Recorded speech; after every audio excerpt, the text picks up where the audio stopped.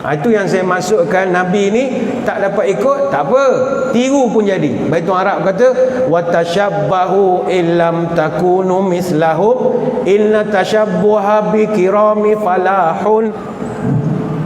Watashabbahu, menirulah kamu walaupun kamu takkan serupa dengan yang ditiru, kerana meniru orang yang hebat itu juga adalah kehebatan.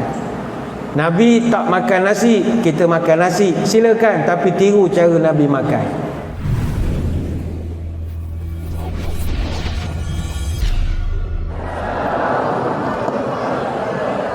Bismillahirrahmanirrahim. Alhamdulillahi hamdan katsiran tayyiban mubarakan fihi kama yanbaghi li jalali wajhikal karim wa li azimi sultanik. Allahumma salli ala Sayyidina Muhammadin abdika wa rasulika nabiyil ummi wa ala alihi wa sahbihi wa sallim. Nawaitu ta'alluma wa ta'lim wa tazakkura wa tazkir wa naf'a wal intifa' wal ifadah wal istifadah wal hasa ala tamasuki bi kitabillah wa sunnati rasulih wa du'a ilal huda wa dalalah alal khair ibtigha'a wajhillah wa mardatihi wa qurbihi wa sawabihi lillahi ta'ala. Allahumma raddina biqada'ika wa sabirna ala bala'ika wa auzi'na syukra ni'ma'ika. Ya Allah, jadikan kami redha menerima takdirmu, jadikanlah kami sabar menerima ujianmu, dan bimbinglah kami untuk sentiasa syukur kepada nikmatmu. Terima kasih yang berusaha saudara pengacara majlis, yang hormat Datuk Indra Muhammad Syahar bin Abdullah, yang bahagia Encik Muhammad Firdaus bin Mansur, Timbalan Pengarah Wilayah Felda Wilayah Kuantan, yang hormat Datuk Sapariah binti Awangah, Pengurusi Gabungan Gerakan Persatuan Wanita Felda Wilayah Kuantan, yang saya hormati juga Saudara Azri Bahtiar bin Abdul Aziz, Pengurusi Majlis Belia Felda Malaysia Wilayah Felda Wilayah Kuantan, yang saya hormati juga Tuan Rumah Yang Hormat Datuk Muhammad Bakri bin Abdul Majid, Timbalan Pengurusi Kami Anak Felda, dan juga Pengurusi Masjid Sultan Ahmad Shah Felda Bukit Goh. Seterusnya pengurus-pengurus rancangan, kepimpinan-kepimpinan rancangan, tuan-tuan guru, para alim ulama, para habaib, muslimin muslimat, hadirin hadirat, tuan-tuan, puan-puan, puan-puan, puan-puan, puan-puan, puan-puan, puan-puan dan puan-puan. Mudah-mudahan dirahmati Allah sekalian. Pertama, syukur kehadrat ilahi, kita pada kesempatan pagi ini dapat bersama-sama dengan Timbalan Menteri Kewangan 1. Bukan senang dapat berada bersama Timbalan Menteri Kewangan 1. Bukan senang, maksudnya beliau berada pada portfolio yang begitu mustahak sekali dalam tanah air kita. Alhamdulillah, banyak nasihat yang telah beliau berikan kepada kita sebentar tadi, khususnya dalam persediaan kita menghadapi hari-hari yang mustahak pada masa mendatang. Saya syukur kehadrat ilahi dapat menyampaikan syarahan di Masjid Sultan Ahmad Shah Bukit Goh ini. Kali terakhir saya ceramah di sini kira-kira 2374 hari yang lalu, iaitu hari Rabu 13 April tahun 2016. Maknanya pagi ni genap 6 tahun 6 bulan. Dan saya percaya tuan-tuan pun dah tak ingat apa yang saya ceramahkan ketika itu. 6 tahun, lama sangat lah. Awak tak beranak lagi, 6 tahun. Masa tu kita bercerita tentang pentingnya menjaga hubungan kejiranan. Ini dah disebutkan oleh Yang Hormat Datuk Indra sebentar tadi. Pagi ini saya diminta sempena sambutan Maulid Rasul menyampaikan tajuk seperti yang diminta oleh Felda Wilayah, iaitu tentang kejayaan dalam keberkatan. Hadirin hadirat sekalian, dalam dunia ni Nabi ada ratusan ribu. Nabi bukan seorang je, bukan Nabi kita je, ada ratusan ribu. Berapa ratus ribu tu berapa jumlahnya? Abu Umamah radhiyallahu anhu cerita, pernah Abu Zar tanya pada Nabi, "Ya Rasul, kam wafa iddatul anbiya?" Berapa jumlah sebenar nabi-nabi ni ya Rasulullah? Nabi jawab, jumlah nabi-nabi mi'atu alaf wa arba'ah wa ishruna alfa. Jumlah nabi-nabi ada 124,000 orang. Wa rusul min zalika 315 jamal ghafira. Dan daripada jumlah itu 315 di antaranya adalah para rasul. Jamman ghafira. Jumlah mereka banyak sekali kata Nabi. Hadis riwayat Imam Ahmad. Namun tuan-tuan, banyak hari antara hari takkan semulia hari Jumaat. Banyak nabi antara nabi takkan semulia Nabi Muhammad. Banyak redup perkara redup alamat hari nak hujan. Banyak hidup perkara hidup, cara hidup Nabi Muhammad sentiasa jadi teladan. Gemah takbir di subuh hari semayang awal jadi amalan. Rasul terakhir tak akan ada ganti, peribadinya lah yang kekal jadi ikutan. Tapi pagi ni kalau kita nak cerita semua akhlak Nabi memang banyak. Akhlak Nabi memang banyak. Jaring puput merata-rata, campur bilih ke dalam pukat. Keringlah laut menjadi tinta, takkan tertulis semua akhlak Nabi Muhammad. Nabi ni banyak akhlak mulia. Tawaduk, pemalu, sidik, amanah, tabligh, patonah, tabah, syukur, pemaaf, bertakwa, istiqamah, ikhlas, khusyuk, zuhud, lemah lembut, bijaksana, qanaah, berani dan macam-macam. Cuma pada pagi ni kita ingin perkecikkan atau nak kecikkan skop perbahasan kita. Salah satu daripada akhlak Nabi adalah suka bersedekah. Kata para ulama, dari ratusan sunnah Nabi, ada 7 sunnah yang Nabi tak pernah tinggal. Yang kalau kita umat yang sayang dia, kita kena buat 7 amalan ini. Pertama, tahajud. Nabi tak tinggal. Kalau Nabi terlepas semayang tahajud, Nabi qada. Artinya Nabi memang semayang tahajud. Yang kedua, Nabi tidak meninggalkan semayang jemaah di masjid. Khusus untuk laki-laki, perempuan tidak. Orang perempuan tempat terbaik semayang di rumah. Di masjid boleh, tapi dia akan mendatangkan banyak perkara-perkara lain lah. Anak-anak tak makan ke apa, jadi susah kadang. Nak musim terawih, suami buat 8, dia buat 20. Satu kerja nunggu atas motor dia habis semayang. Kuat betul semayang isteri. Suami dia duduk merah dah. Jadi dia perempuan semayang afdal di rumah, laki di masjid. Yang ketiga, Nabi sentiasa berada dalam keadaan berwuduk, ada air semayang. Yang keempat, Nabi beristighfar setiap masa. Yang kelima, Nabi jaga semayang duha. Yang keenam, Nabi baca Quran setiap pagi ataupun setiap hari. Dan yang ketujuh, Nabi bersedekah tiap hari. Sebab itu bagi kita umat Nabi yang cintakan pada baginda, seboleh mungkin kalau tak dapat ikut 100%, tiru pun jadilah. Dia beza, ikut dengan tiru lain. Ikut 100% tak terikut. Tak terikut. Tuan-tuan sanggup ikut Nabi 100%? Tak sanggup. Contoh, apa Nabi makan, tuan-tuan makan. Kita perut nasi, nak makan cara Nabi. Nabi makan buah kurma.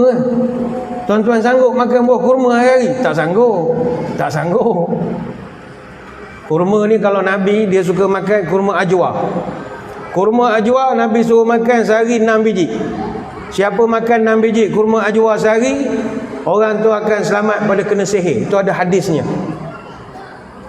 Tapi kurma ajwa ni dia tak boleh makan lebih. Ajwa kalau makan terlampau lebih boleh botok kepala, gugur rambut.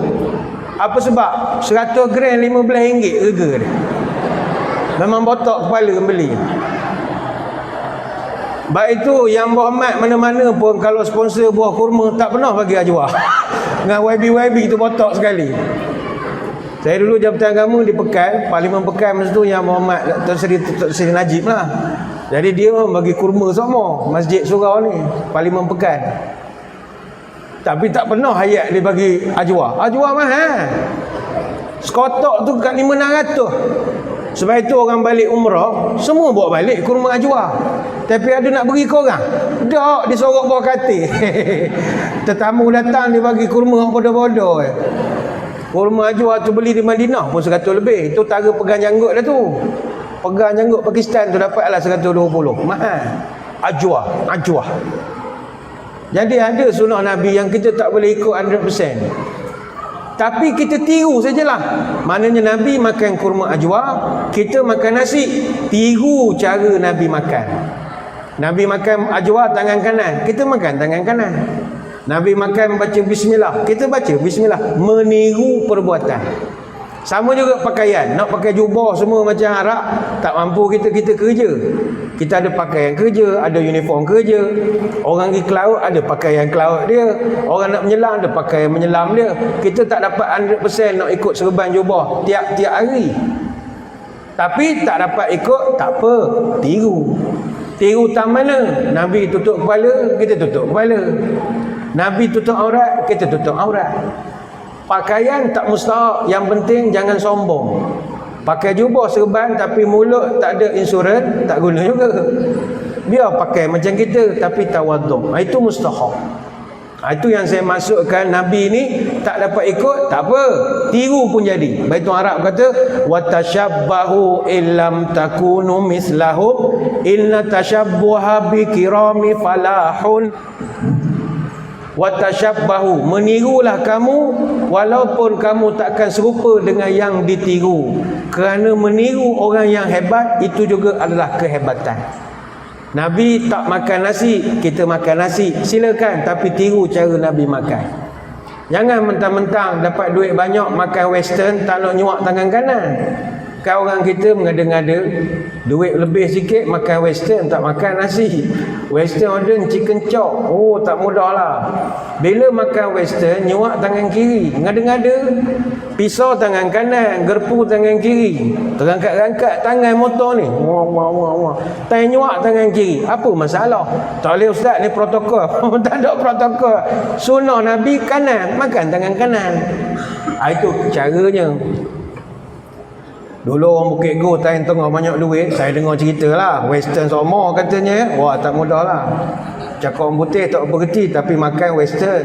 Ada budak Zenith cerita, tak tahulah siapa, tapi katanya orang sini datang ke Zenith, cakap order western je. Ya pakcik nak makan apa? Bagi chicken chop.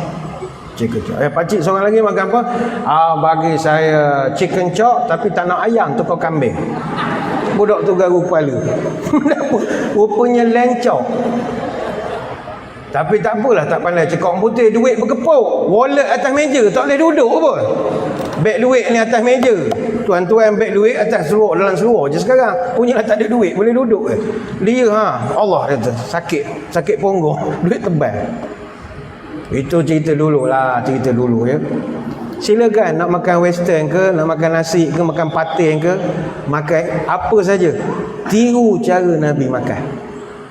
Kita nak apa lagi? Nak berpakaian, tak mesti saya pakaian sunnah saja. Dah, no such thing. Awak pakai baju Melayu pun okey, pakai baju kot pun okey, pakai tie pun okey, tapi tiru cara Nabi pakai. Contoh bila pakai, masuk tangan kanan dulu, time pecat baju, buka baju, mulakan kiri, benda-benda begitulah. Teringat saya cerita zaman Nabi Musa. Zaman Nabi Musa dulu, zaman Firaun. Firaun ni dia ada satu tabiat, tiap-tiap minggu dia akan panggil pelawak-pelawak buat persembahan. Macam Maharaja Lawak Mega jugalah kurang lebih. Seminggu sekali dia panggil pelawak-pelawak Mesir buat persembahan. Masa tu yang paling pelawak sekali atau raja kepada segala pelawak namanya Yoyo. Yoyo buat persembahan. Satu ketika Yoyo dia buat persembahan, dia tiru cara Nabi Musa. Nabi Musa kan dia pernah campurkan tongkat jadi ular. Itu dalam surah Taha ayat 70. Nabi Musa campur tongkat berubah jadi ular. Jadi Yoyo pun tirulah. Buat persembahan pentas, dia bawa tali, bawa tongkat. Dia campur tongkat dia, lepas tu campur tali, konon jadi ular. Melompat-lompat dia terkejut Jadi Firaun yang duduk di bawah tepuk tangan lah, gembira, bagus. Kita bagi 5 banyak. Memang hebat betul. Juri-juri semua tak ada komen, semua terbaik. Persembahan minggu ni persembahan terbaik. Dipendekkan cerita, kan Firaun tenggelam dalam laut. Seluruh bala tentera dia kejar Nabi Musa. Termasuk yang mengejar ni adalah Yoyo. Allah rekodkan dalam surah Asy-Syu'ara ayat 60 sampai 67, wa anjayna Musa wa man ma'ahu ajma'in summa aghraqnal akharin. Kami selamatkan Musa dan rombongannya dan kami lemahkan yang lain. Dalam peristiwa itu Firaun dan bala tenteranya semua mati lemah di Laut Mesir, Laut Merah. Nabi Musa dan kaumnya selamat. Tapi yang ajaibnya adalah dalam peristiwa itu, yoyo tidak mati lemah. Orang jadi heran, kenapa Nabi tanya Nabi Musa, kenapa yoyo selamat dalam kejadian ni? Rombongan ni semua mati. Jawab Nabi Musa, Allah bagi bantuan pada dia kali ini sebab penuh sekali dia tiru cara aku jalan, kata Nabi Musa. Hanya kerana yoyo tiru cara Nabi Musa jalan, Allah muliakan hidup dia. Kita pagi ni kumpul dengar cerita Nabi, niat nak tiru Nabi, bukan kerana nak buat lawak, bukan kerana nak menganjing, tapi kerana cinta pada Nabi. Agak-agak apa Allah akan bantu kita. Moga keberkatan insya-Allah. Yoyo tu dia tiru sebab nak menganjing. Kita tiru Nabi makan sebab nak pahala. Kita tiru Nabi cara berjalan sebab nak dapat berkat. Sudah pasti lebih besar pahalanya lagi. Pada kesempatan pagi ni, saya ingin mengajak hadirin hadirat sekalian, jomlah kita tiru salah satu pada sunnah Nabi, iaitu banyaklah membantu orang yang memerlukan. Kita saling tolong menolong. Yalah, ada kekhawatiran juga apabila Timbalan Menteri Kewangan pun menyebut tentang ketidakpastian tahun-tahun yang mendatang ini dari sudut ekonomi. Maka sudah sampai masanya orang Islam menguatkan foundation dia, iaitu agama kita ini ditunjang oleh saling bantu-membantu. Kalau kita tolong-menolong, insya-Allah datanglah bala apa pun kita boleh hadapi. Sedekah ni tuan-tuan, amalan yang ajaib. Ajaib. Kenapa ajaib? Cuba tuan-tuan teka. Apakah amalan yang paling manusia nak buat kalau dia diberi peluang untuk hidup balik? Di dalam hati, malaikat datang, "Encik mayat, awak nak hidup balik tak?" "Nak." "Okey, aku bagi 5 minit." "Boleh?" "Boleh." Tuan-tuan agak mayat, kalau hidup 5 minit, dia nak buat apa? Bersedekah. Allah rekodkan dalam surah Munafikun ayat 10. Wa anfiqu mimma razaqnakum. Manusia, sedekahlah terhadap apa yang aku beri rezeki kepada engkau. Min qabli ayatiya ahadakumul maut. Sebelum kamu mati, bersedekahlah. Nanti fayaqul rabbi laula akhartani ila ajalin qarib fa asaddaqa wa akum minas solihin. Dan orang-orang yang dah mati merayu kepada Allah, "Wahai Tuhan, bagilah kami hidup semula sekejap pun jadilah. Kamu nak buat apa?" Fa asaddaqa, kami nak bersedekah wahai Tuhan. Wa akum minas solihin, kami nak jadi orang baik. Surah Munafikun ayat 10. Satu-satunya amalan yang semua mayat nak buat kalau diberi hidup adalah sedekah. Tak ada mayat bila bangkit nak pergi Mekah buat haji, tak ada. Tak ada yang nak buat selain daripada sedekah. Kenapa? Kerana semasa dalam alam barzah kematian, mereka nampak sedekah ini manfaatnya terlampau besar. Dia menyesal kenapa dia tak sedekah. Kan dalam Quran ayat yang lain Allah Ta'ala sebut, padang mahsyar nanti gelap. Padang mahsyar ni tak ada cahaya. Tak ada cahaya, tak ada nur, tak ada apa-apa. Dalam kegelapan kita tak nampak apa-apa. Kita semua ni nampak sebab apa? Sebab kita tak buta? Bukan. Kita sekarang nampak sebab ada cahaya. Kita nampak ni sebab ada cahaya. Baik tu kalau tuan-tuan duduk bilik gelap, tak nampak apa-apa. Buka lampu, nampak. Maka kita bukan nampak dengan mata, kita nampak dengan cahaya. Baik tu orang OKU cacat penglihatan, mereka itu hilang cahaya. Cahaya dah tak ada. Ini jadi tasawuf pula lah, panjang pula ceritanya. Jadi cahaya itu yang kita nak cari. Kita bukan mandang dengan mata, mandang dengan cahaya. Tanpa cahaya, semua ni tak dapat dia tengok. Tak percaya datang pukul 3 pagi kan? Ni semua tak wujud. Kosong. Gelap saja. Maka di padang mahsyar, semua gelap. Tak ada apa cahaya. Tetapi Allah Ta'ala sebut orang beriman semuanya dapat cahaya. Orang bukan Islam tak dapat. Termasuklah orang beriman ataupun orang Islam yang tak beramal soleh. Semua gelap. Mereka jalan meraba-raba. Jalan langgar sana, jalan langgar sini. Tapi orang beriman dia ada cahaya. Cuma kata ulama, cahaya orang beriman berbeza-beza ikut amalan sedekah masing-masing. Orang yang sedekah banyak, contohnya wakaf Perda, dia sedekah banyak, dia wakafkan banyak. Ada rezeki dia sedekah lah untuk buatlah apa-apa pembangunan orang-orang susah. Mungkin esok cahayanya macam spotlight stadium Darul Makmur. Bong, besar gitu, macam kereta punya spotlight. Bong, dia boleh menyuluh jalan ke depan. Ada orang mungkin dia tidak sedekah banyak, mungkin sedekah RM10 saja, dapatlah torchlight, dapat juga torchlight. Kadang mampu bateri, ketuk-ketuk ada semula, gitu je lah. Ada orang lampunya besar lighter je, kejap nyala, kejap terpadam, kejap nyala, kejap terpadam. Orang lalu padam, petik balik keluar. Boleh nyuluh, kita tak selesa. Mungkin dia ni kedekut sikit. Orang kempen wakaf, dia tak percaya. Contoh, ni contoh saja. Jadi dapat lampu besar ini. Penyesalan ini yang menjadikan orang-orang yang dah mati, mereka kata, ngapalah aku tak sedekah.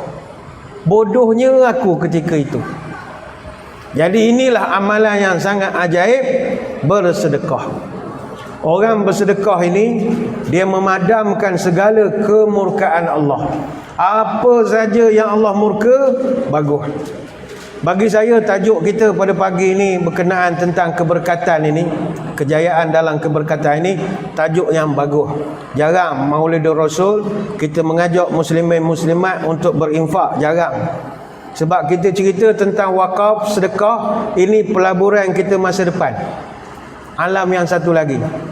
Maaf, yang ada depan saya ni semua calon-calon semua ni. Calon apa? Calon pilihan raya? Belum tentu. Awak WhatsApp tu salah percaya, pedoah belaka tu. So apa pedoah belaka tu, salah percaya. Dia propaganda. Calon top 4 lambat lagi. Calon menteri besar mimpi. Calon jenazah pasti. Ni semua calon semua ni. Calon-calon jenazah. Yang depan, yang sini lambat sikit lah. Yang ni lambat, yang bawah ni cepat. Wahai calon-calon jenazah, apa persiapan untuk menjadi jenazah?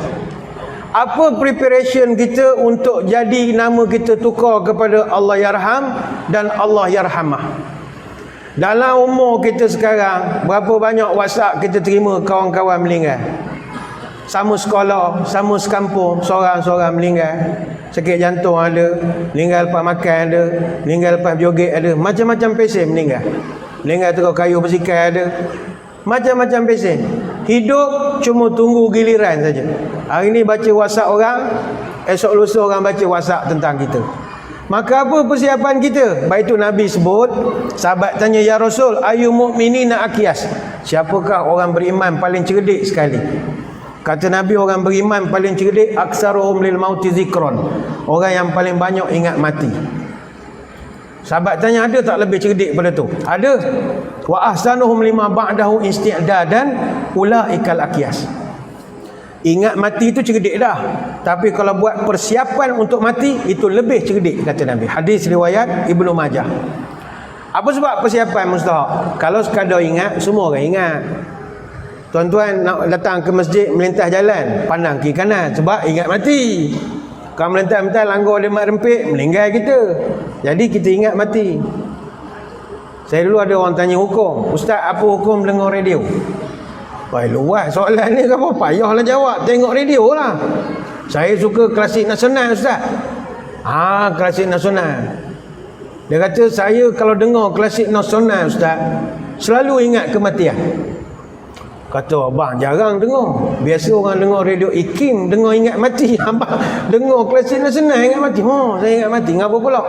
Yalah, bila pasang radio keluar lagu Ar-Azmi contoh, meninggal dah Ar-Azmi. Mana teringat keluar lagu Ahmad Jaih, meninggal dah Ahmad Jaih. Keluar lagu SM Salim, sungguh jauh di kau pergi, meninggal dah Ahmad Jaih. Dengar lagu siapa-siapa lah meninggal. Kadang ada lagu tertentu, bila dengar ingat arwah ayah, ingat mati juga. Jadi ustaz dia kata, bos saya dengar radio saya ingat mati. Kata, bang, awak tu bukan ingat kematian awak, awak ingat kematian orang, tak cik. Orang ingat mati ni, ingat ni nak mati ni. Bukan kaji ke Ahmad Jaih yang dah mati, bukan kaji ke Piramli yang dah mati, tak. Awak tu nak mati. Ingat mati tu biasa, tapi yang luar biasa adalah orang buat persiapan sebelum mati. Hadirin hadirat, berapa orang kalangan kita yang dah buat persiapan nak mati? Tak ada. Kalau boleh nak hidup beratus tahun, tak ramai orang buat persiapan nak mati. Dia kata ulama, Muda-muda ni tak mati ya? Mati juga, mati belaka. Baru lahir boleh mati, setakat umur awak lagi lah kejarnya. Mati semua. Dia ulama pesan, orang Islam dia kena wasiat 4 perkara kepada orang-orang yang di sekeliling dia. Ini kita kena buat start pada hari ni. Pertama, wasiatkan kepada keluarga pasal kematian kita. Wasiatkan kepada isteri anak-anak, abang kalau meninggal jangan menangis selok. Kena wasiat. Jangan menangis meraung. Jadi tuan-tuan sekali-sekala dalam kereta dengan anak-anak dengan isteri, katalah dia bercerita pasal meninggal dah orang ni. Kita pesan lah, abah nanti kalau meninggal awak semua jangan meraung macam Cina mati. Malu kaku je. Menangis romantik cukup. Pesankan. Apa sebab? Kerana al-mayyitu yu'adzibu fi qabri bimahiha alaih. Mayat akan diazab mengikut tangisan keluarga. Hadis Bukhari Muslim. Lagi kuat volume dia menangis, lagi teruk kita kena. Jadi kena pesankan. Bukan kata tak boleh nangis. Boleh. Menangis kena menangis. Sedih kan?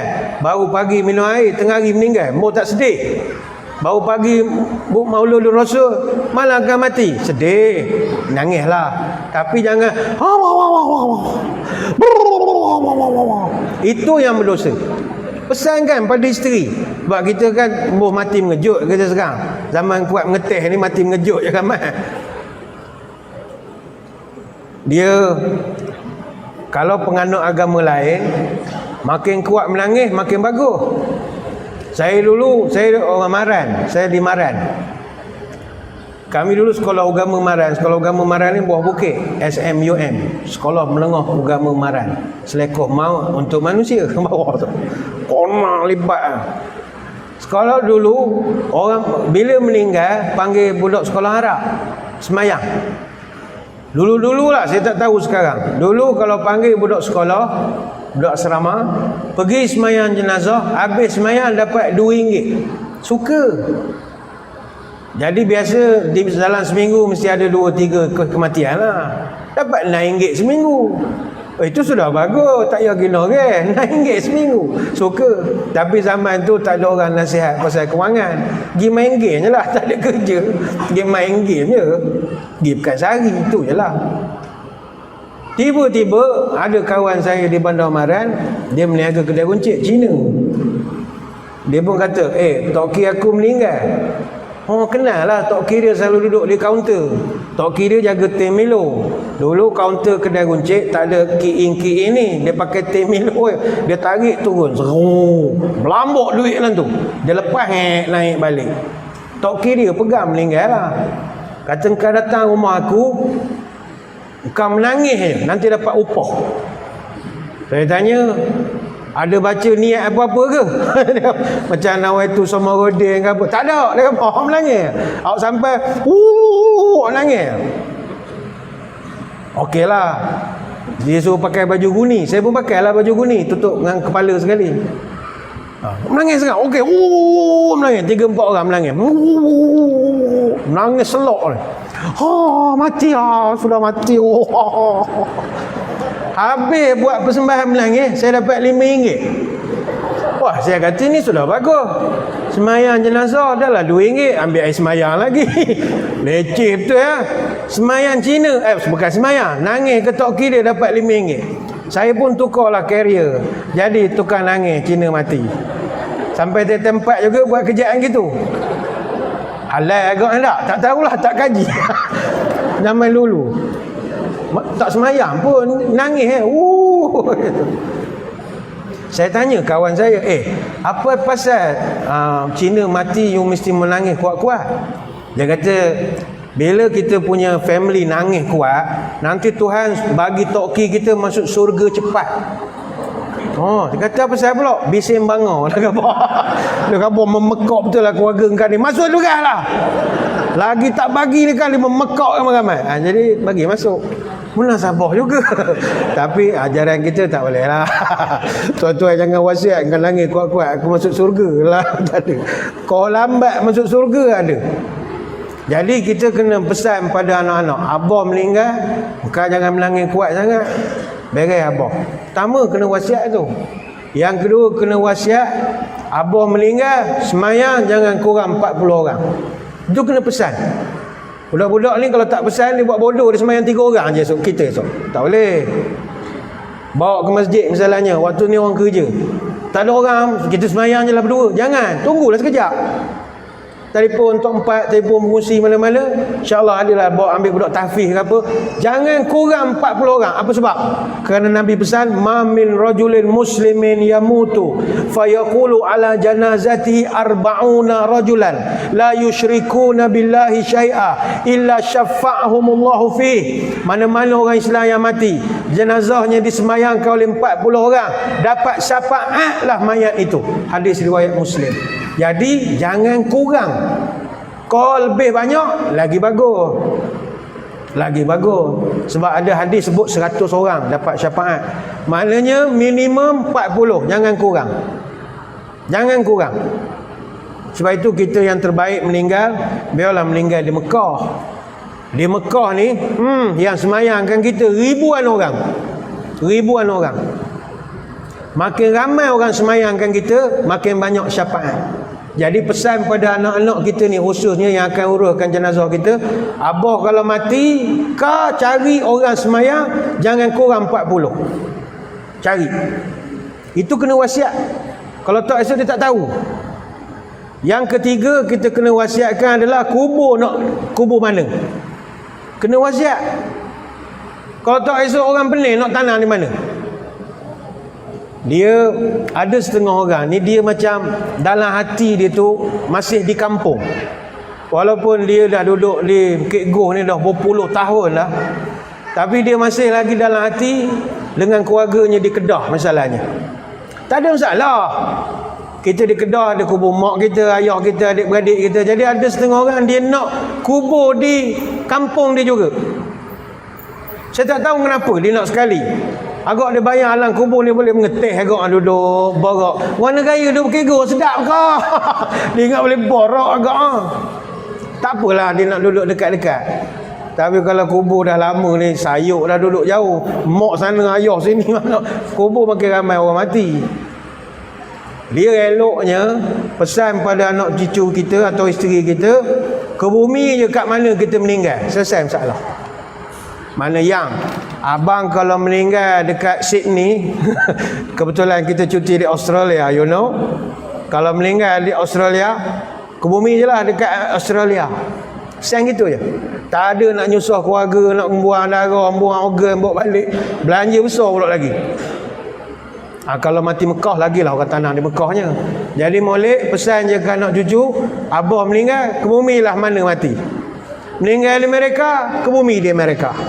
Meninggal di England, ke bumi di England. Meninggal di Perak, ke bumi lah di Perak. Tak payahlah bawa balik ke Bukit Goh. Ini yang afdal. Kata Syekh Abu Bakar Al-Munzir Al-Naisabur dalam kitab Al-Awsat wa Sunan, yustahabbu an yudfanul mayit fil baladil ladzi tuwfiya fi. Sunat hukumnya mengkebumikan jenazah di tempat dia meninggal. Ala hadza kana al-amru ala ahdi Rasulullah sallallahu alaihi wasallam. Dan inilah sunnah Nabi. Nabi dia kan orang Mekah tapi meninggal di Madinah. Adakah jenazah bawa balik ke Mekah? Tak, kebumikan di Madinah. Jadi kalau kita meninggal di Bukit Goh, walaupun kampung nenek moyang kita di Perak ke di Kelantan di mana, pesan pada anak isteri, tanah mana mati sajalah. Kena pesan tu. Kalau tak dia buat bodoh sama dia kan. Kita dalam hati nak ke bumi di sini, tapi tuan-tuan wasiat, janganlah tempat ke bumi itu tempat orang tak boleh nak hantar. Contohnya, yang abang kalau mati, yang ke bumi kat Bakit Madinah. Ambon meninggal ke Bukit Goh suruh tanah di Madinah. Agak-agak lah orang mati Madinah pun tak dapat ke bumi di Bakit. Sekarang ni Madinah dah tak dapat dah di Bakit tu. Bakit ni dia dah special, khas untuk Bumi Putra saja. Siapa yang orang luar Arab yang dapat ke bumi situ, itu orang terpilih. Special case sangat. Memang Allah izin lah. Sebab dia dah tak buka. Madinah pun ke bumi dekat Jabal Uhud, dekat Bukit Uhud, dia ada buat kawasan kubur baru. Kita janganlah wasiat tempat pelik-pelik memang begitu. Ataupun yang abang kalau meninggal, kuburkan abang di makam pahlawan Masjid Negara sebelah Tun Razak. Abang ni sayang sangat dengan Tun Razak. Agak-agak lah nak wasiat pun menang sabar lah. Tempat yang tak nyusah ke orang.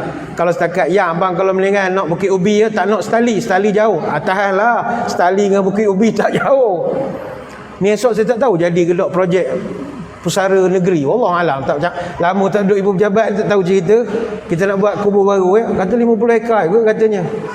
Oi, kalau 50 ekar besar lah, macam taman kita buat. Saya ingat petang-petang orang jogging esok tu, lawa betul. Tengok gambar dia, orang tak tahu kubur lah, kubur.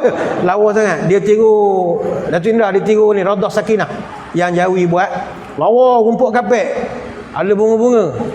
Tak tahulah siapa mati dulu. Tak tahulah siapa jadi perasmi pertama sini ya. Lawa 50 ekar. Wallahualam, saya masa duduk ibu pejabat itu dengar dia borak sama dia. Dah duduk masjid ni tak lama dah tak dengar. Jadi kita pesan pada anak isteri, kita tanam mana kita matilah. Dan yang keempat kata ulama, wasiatkan kepada anak untuk sedekahkan duit kita. Buatkan jariah. Jariah. Apa makna jariah? Jariah ni sedekah yang berjalan. Dia ada sedekah yang tak jariah, sedekah yang statik. Contoh, tuan-tuan ada RM5, keluar masjid jumpa orang susah, lapar perut, kita bagi RM5. Dia lapar betul, dia beli nasi ayam tiap habis 5. Dia makan kenyang, dapat pahala. Lepas makan sakit perut, pergi tandas, buang, habis lah. Dia tak jariah.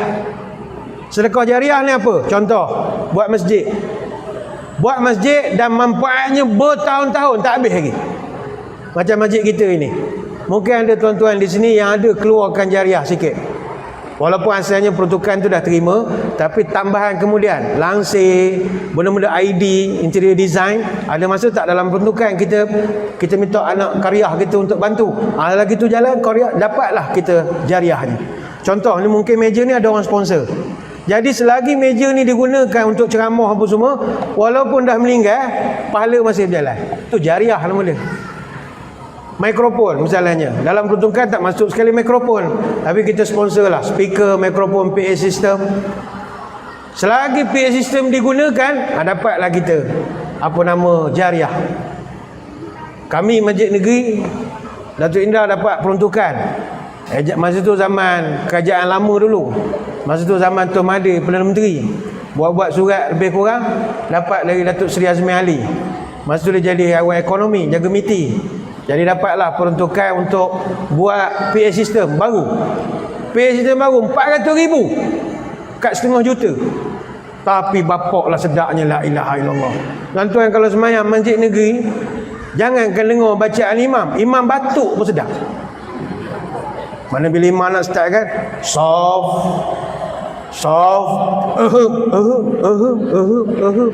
batuk pun sedap. 400,000 punya barang. Macam masjid kita ni nak buat tahun depan boleh buat untuk peruntukan ada, tapi PA system memang kena ratus ribu. Masjid Shah Alam 1.2 juta. Baru suara tu dengar macam malaikat maut. Allah gitu. Oh insah. Semayang tu insah dah. Sedap dia ada base dia apa semua. Kami tak mampu lah 1.2 tak lepas. Dapatlah 400,000. Tu pun tak cakap nak syukur dah. Alhamdulillah. Pergilah sekali Masjid Negeri dengar. Bacaan memang sedap. Dia imam kita orang ada 6 orang. Ada 3 imam sedap, ada 3 imam sedap saya sikit je daripada dia orang lah. 3 ni tak apa sedap sangat berlagu. 3 orang tu dia memang qari Quran.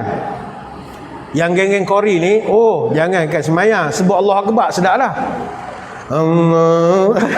Dia sebut Allah tu sengau dia pun sedap dah. Macam mana dia boleh dapat sengau dia tu mahal dah. Yang 3 lebih kurang saya je lah bunyinya. Tapi bila kita orang beli alat tu, dia ada auto tune. Auto tune ni macam artis biasa buat, suara sumbangnya tapi dalam album sedap. Dia automatik, dia tutup mana hak tak sedap. Akan ada jutawan kosmetik seorang suara tak sedap pun, tapi dia buat album orang dengar juga sebab auto tune. Tak bolehlah sebut ada kamera kan kena zaman. Yang penting dia auto tune tu mustahak. Jadi bila kita nak masuk suara dia adjust lah. Test dia simpan suara kita. Rekodkan nombor 4. Jadi bila kita bertugas tekan nombor 4, puk, terus suara jadi sedap. Tapi PA system ni dia tak boleh beli barang letak, dia kena ada engineer. Macam ni kita orang masjid kena serenda lah. Yang berhormat menteri, Timbalan Menteri boleh sponsor, tak ada masalah. Masalah pakar tak ada. Itu yang banyak tempat ada alat tapi tak guna pun. Orang ni datang putar, orang ni pulas lah penuh begitu je. Bila tukar nombor 10, bila 2 kuat sangat pula lah 6. Ni kalau 4. Benda tu auto ada, dia pulas dia buat macam karaoke, tak boleh. Dia kena ada sound engineer. Sound engineer kena ada, jurutera bunyi. Macam saya di masjid negeri, saya ada sound engineer. Tapi sound engineer tu dia orang JAV, juru audio visual. Sound engineer sebenar saya. Bukan saya pandai engineer sound tak. Kerja saya sound engineer. Engineer tak kerti bahasa, saya sound. Engkau bila nak siap orang komplain, kan bunyi saya akan sound lah engineer tu. Itu panggil sound engineer. Asal hamil lagi kan. Nampak sangat dia minta yang berhormat kita esok supaya sponsor. Dia saja pulas je tu. Datuk Pengurusi minta anak buah sengaja pulas je tu, supaya dapat 400,000. Ni contoh saja. Ni yang saya cerita wakaf tadi. Membantu benda bersifat jariah. Orang sekarang ni selalu ingat asal wakaf bagi Quran ke masjid. Dah, ini zaman Tori je bagi Quran. Orang zaman sekarang benda manfaat. Contoh tandas awam, itu juga wakaf, menyenangkan orang. Banyaklah benda-benda wakaf itu. Alhamdulillah sekarang kita di Felda sudah ada wakaf Felda, dan dijangka wakaf Felda ini boleh mengurus aset kita yang telah pun bernilai 500 juta. InsyaAllah menjelang tahun 2030 wakaf ini akan boleh mengurus segala aset-aset ini, dan dengan aset ini kita boleh membantu golongan yang memerlukan. Dan saya dipahamkan wakaf Felda dia akan laburkan semula sebahagian daripada keuntungan pelaburan awal yang disumbangkan oleh Felda sendiri dan juga agensi-agensi dia macam FGV Holding, Koperasi Pemodalan Felda, MSM Holding, dan ada beberapa agensi yang lain. Jadi 30% daripada keuntungan yang diperoleh oleh wakaf Felda ini akan diperuntukkan untuk kebajikan. 5% lagi akan disalur pada Majlis Agama Islam negeri-negeri, dan selebihnya dia labur semula. Jadi tuan-tuan kalau masuk skil wakaf ini, duit tuan-tuan manfaatnya banyak. Bukan sekadar tolong masjid, tolong golongan yang memerlukan. Dan sebagai permulaan, Felda akan salurkan dana bernilai 10 juta dalam wakaf Felda untuk nak memulakan wakaf ini. Tuan-tuan kena bantulah.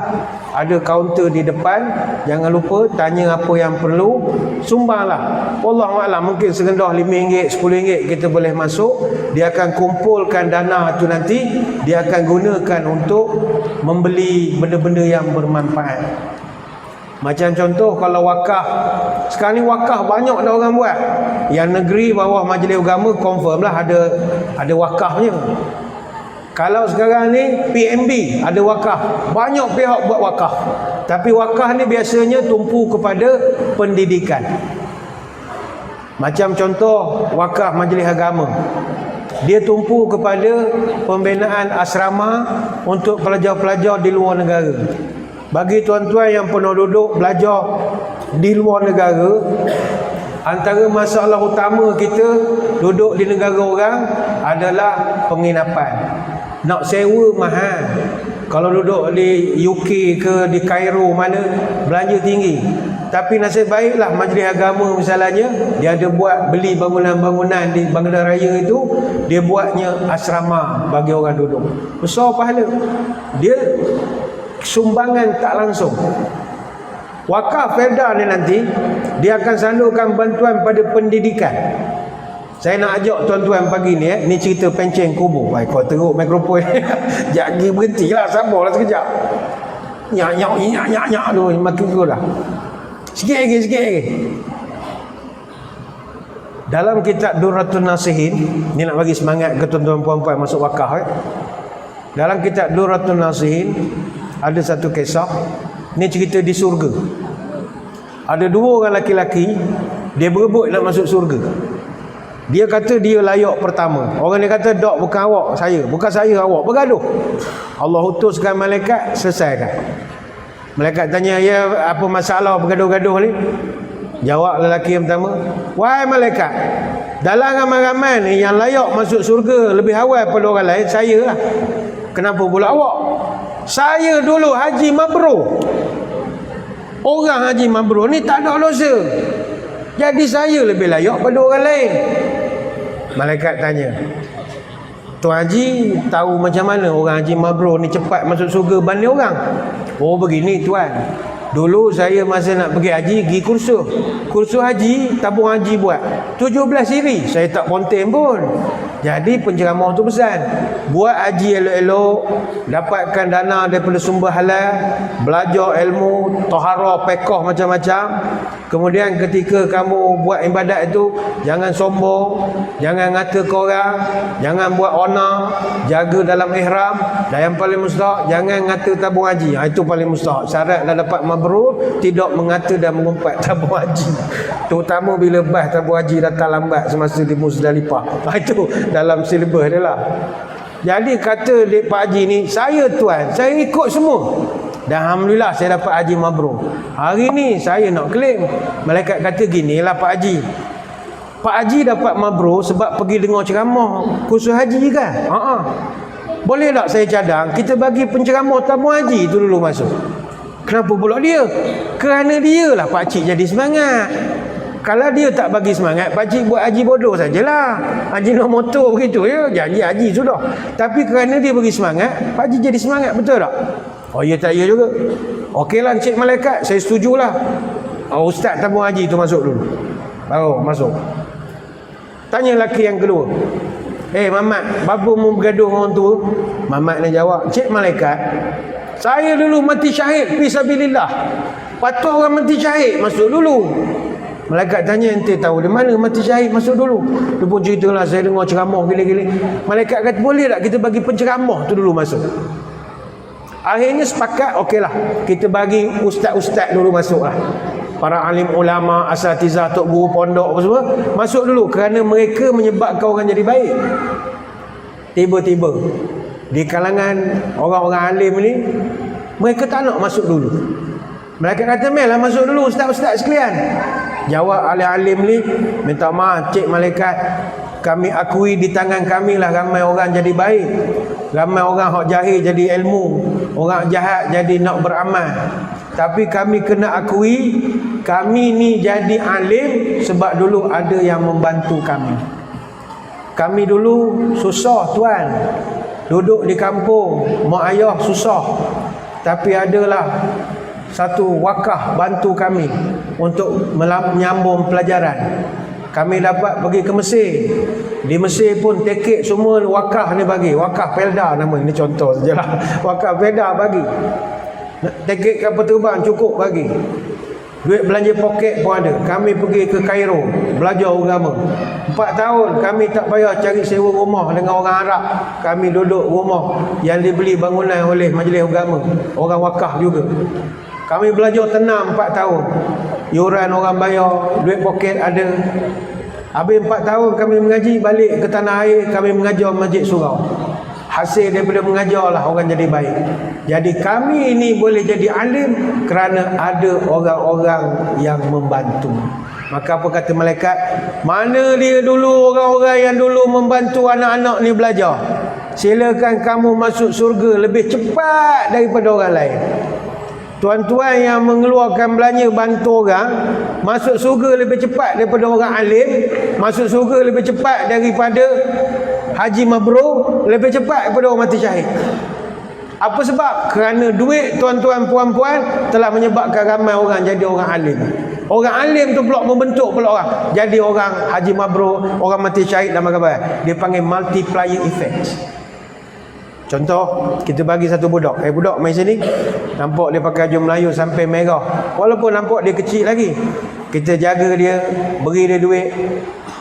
Siapa sini boleh nafikan kau anak-anak ni lah jadi mufti esok? Tak ada orang boleh sanggah. Tahu tak jadi mufti, pengarah Jabatan Agama, tahu jadi yang ketua majlis agama. Mereka daripada kecil kita fund dia, bagi duit, dia berjaya jadi orang alim. Sepanjang dia buat kebaikan, kita dapat multiplier effect. Yang ini dia panggil wakaf.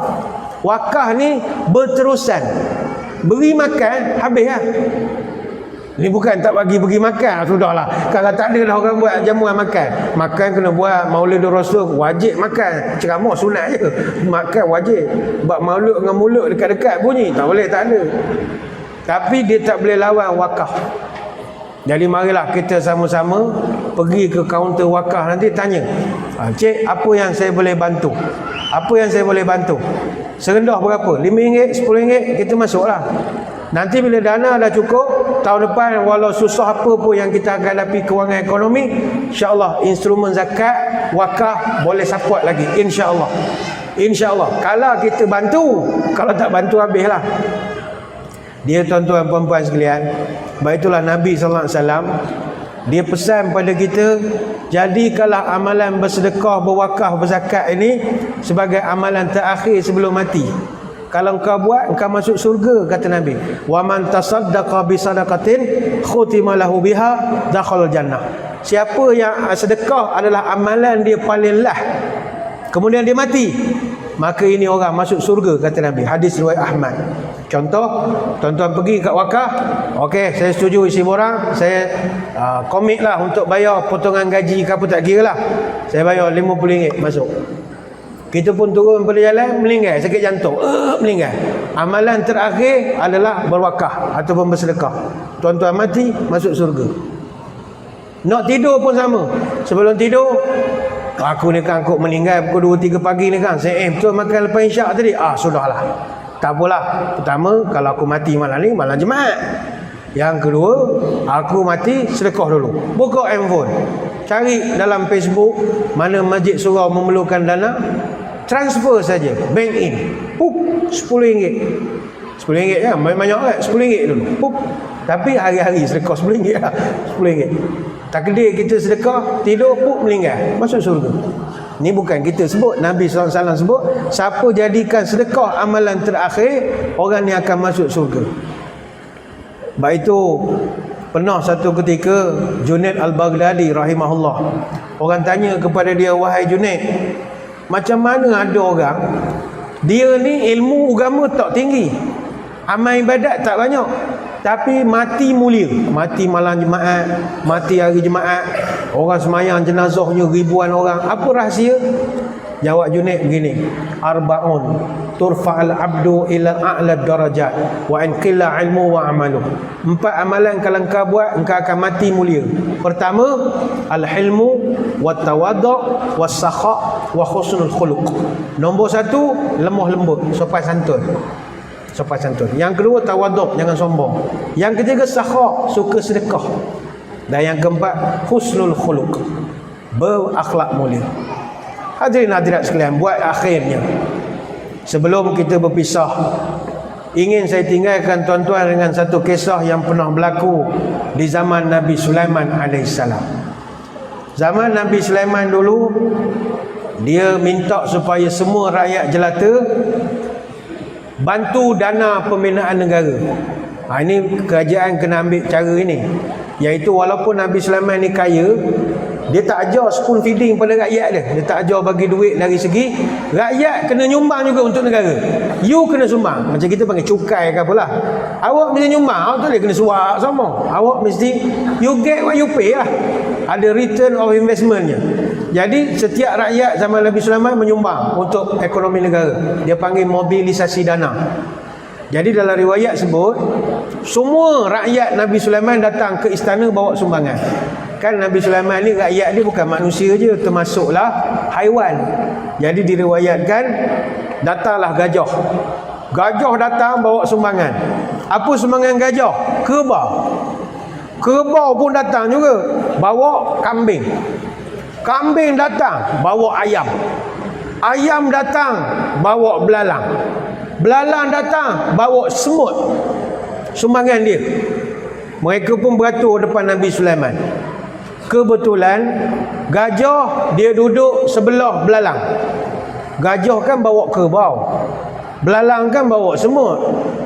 Akhirnya gajah dia menganjing ke belalang. Belalang, semut je ke? Dok gerak cetong setengah barah. Mau nengok aku. Ni, kerbau. Ini baru barang. Boh. Mu bagi semut. Buat apa kalau aku kebalik ya? Gajah nganjing kepada belalang. Belalang kecil hati. Mentang-mentang dia bawa kerbau, aku bawa semut, dia nganjing ke aku. Percakapan gajah ini didengari oleh Nabi Sulaiman. Apa kata Sulaiman? Kata Nabi Sulaiman, al-hadiyatu biqadril muhdi. Setiap pemberian hendaklah mengikut kemampuan masing-masing. Gajah datang bawa kerbau munasabah sebab saiz dia. Yang tak munasabah, belalang datang bawa kerbau, tak munasabah. Mana tak, dia tak mampu tapi paksa, tak boleh. Macam puan-puan katalah semangat. Oh ustaz semangat dah ni, nak wakah lela dah ni. Dekat sikit habis ceramah. Saya nak pergi belakang dah ni. Cepat sikit ustaz kita pergi belakang. Saya nak wakah semua. Tanah saya ladang-ladang dengan rumah habis saya nak wakah. Dah macam nak duduk mana? Tak apa saya duduk birak masjid. Apa? Jadi asnah. Tak boleh. Tak boleh gitu. Jangan sedekah sampai miskin ke diri. Agama tak ajar. Sebab anak cucu kita ada hak dia juga. Tak boleh ambil semua masuk surga semua. Dah anak cucu esok jadi pengemis susah. Belalang datang bawa semut munasabah saiz dia. Yang lebih tak munasabah kalau gajah datang bawa semut, tu kedekut namanya. Saya percaya semua warga Bukit Goh ini gajah-gajah semua insya-Allah. Ayolah kita gajah-gajah sekalian. Marilah kita bersedekah dan berwakaf cara gajah. Nama pun sekuat Tok Gajah. Dia kenalah sedekah cara gajah. Banyak nak diceritakan tapi saya ingat sekadar itulah sembang-sembang pada tengah hari ini. Sekali lagi saya mengucapkan ribuan terima kasih di atas undangan. Mohon maaf sebarang kekurangan. Moga-moga kita bertemu pada lain-lain kesempatan. Sekali lagi terima kasih saya ucapkan kepada Yang Hormat Datuk Indra Muhammad Shah bin Abdullah, Timbalan Menteri Kewangan 1. Selamat maju jaya lah untuk hari-hari yang mendatang ini, insya-Allah diberikan kejayaan dan juga keberkatan dalam setiap perkara yang diusahakan. Dan terima kasih juga kepada Yang Hormat Datuk Muhammad Bakri yang mengaturkan juga perjalanan program pada pagi ini. Kita mendoakan beliau dan juga ahli jurukuasanya terus mengekalkan kecemerlangan Masjid Sultan Ahmad Shah Bukit Goh ini sebagai antara masjid Felda terbaik di Malaysia. Dan mereka memang duduk dalam kategori top 5 lah saya ingat, masjid terbaik Felda keseluruhan. Ini antara masjid yang mengharumkan nama kita Negeri Pahang Darul Makmur. Tahniah kepada pasukannya dan dapat meneruskan kecemerlangan ini. Terima kasih juga kepada ibu-ibu, tuan-tuan yang sudi datang. Terima kasih atas kehadiran. Mohon maaf sebarang kekurangan. Moga bertemu lagi pada lain-lain kesempatan. Subhanakallahumma wa bihamdika nasyhadu an la ilaha illa anta nastaghfiruka wa natubu ilaik. Wa sallallahu ala sayyidina Muhammad wa ala alihi wasallam. Assalamualaikum warahmatullahi wabarakatuh. Wallahu a'lam.